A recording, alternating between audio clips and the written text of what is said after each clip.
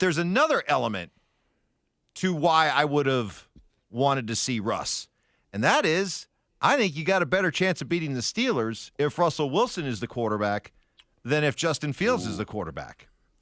And I think the Broncos are seeing Pittsburgh's better quarterback.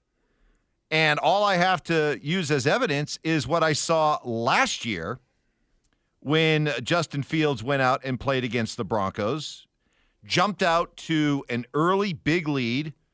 The Broncos, with Russ leading the way, got to give him his due, came back and ended up winning that game 31-28. But if you remember earlier in that game, Fields was incredible. I think he went like 14 for 14 before he even missed his first throw. He ended up throwing for 335 yards, 4 touchdowns. It was arguably, or maybe Stoke, you've said not even an argument, his best game as a pro. So with that fresh in my memory, I would rather see Russell Wilson out there playing quarterback than Justin Fields. Tell me why I'm wrong.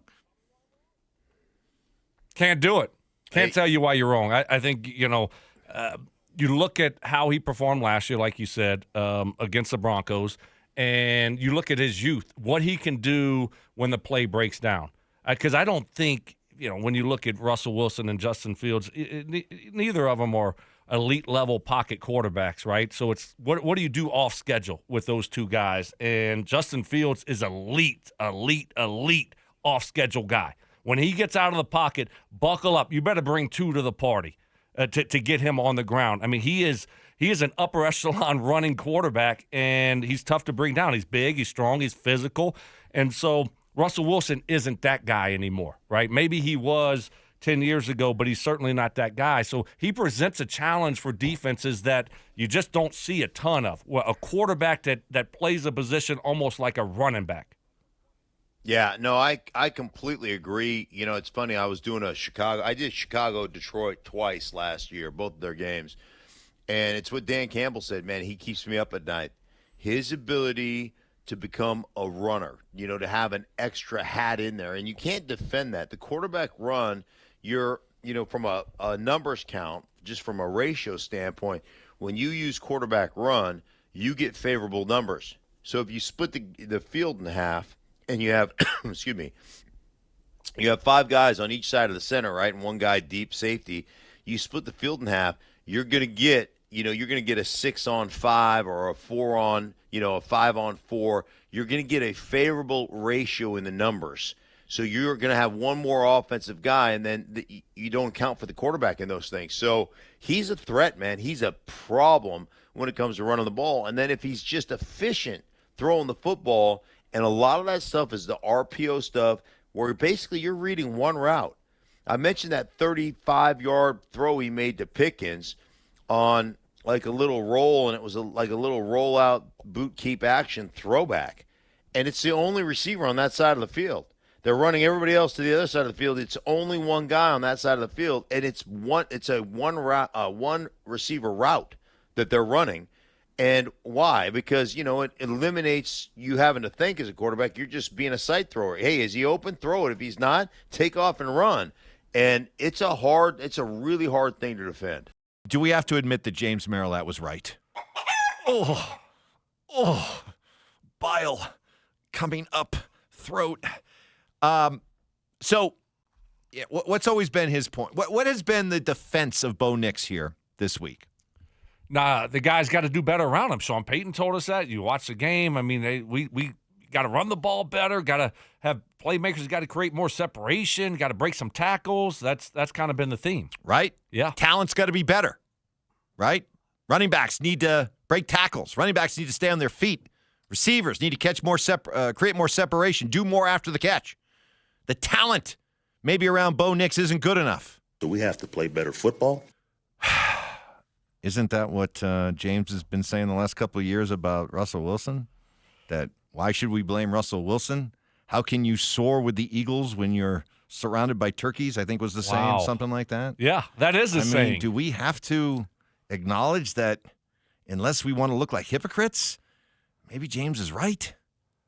No, I'm not ready to go there. I'm just not. And here's my thought here, Mike. Here's my thought here, okay?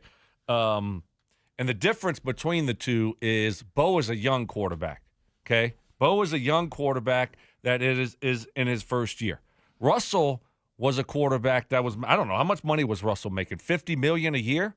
And we got to get him the best of the best?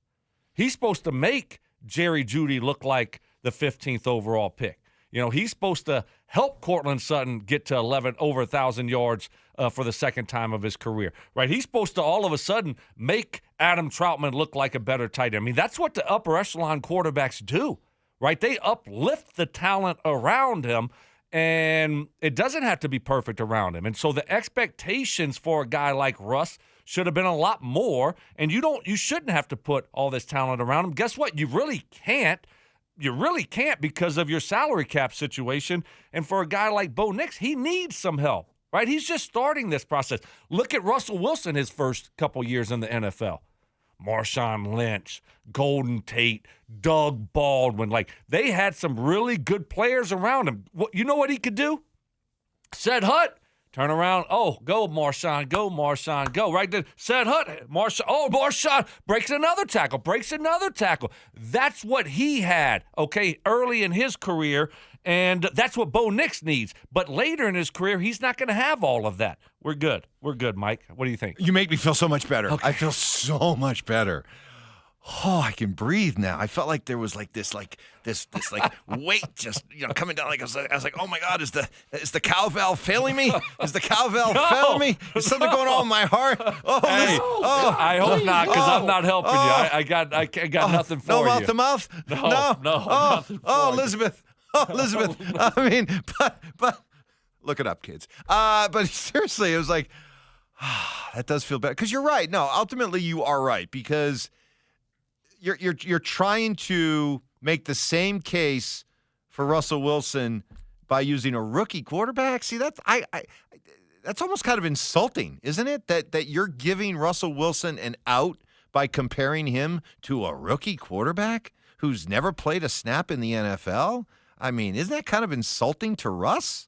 Absolutely. Right? That's yes. insulting to Russ. I would feel that way if I was a veteran player making all that money. Right.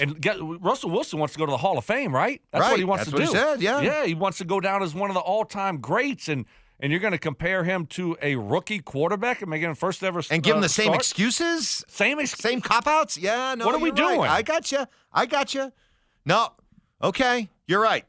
Then James wasn't right. No, he never was right. Dodged one there. Good. Yeah, okay. I think we did a good job there. No, of figuring that out. That makes a lot of sense because you think about it. If you look around the NFL these days, right?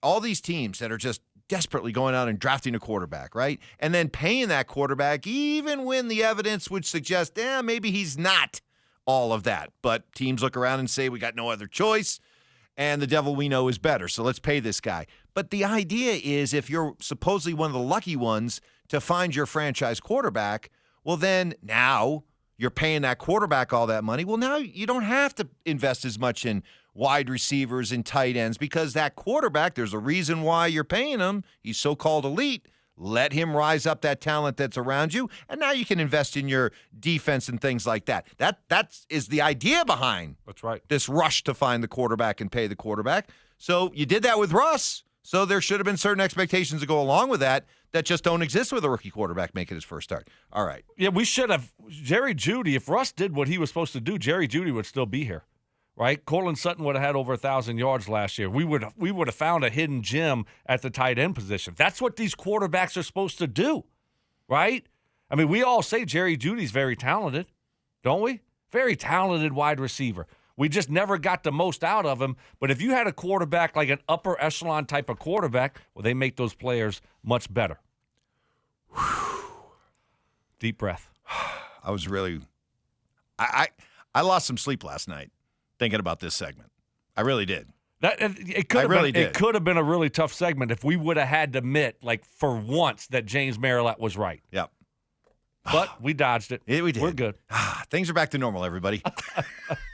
James, Pretty gosh darn terrific. Things are back to normal. James is wrong yet again.